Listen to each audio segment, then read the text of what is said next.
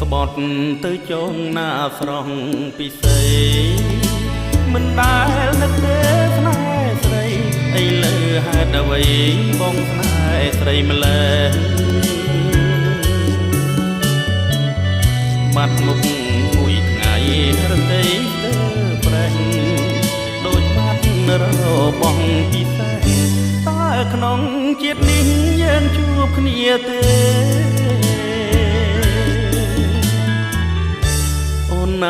អូនហើយឲ្យតែមេត្តា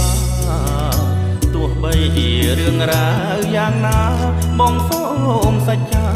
ថាស៊ូទទួលស្នេហ៍ព្រមអាណិត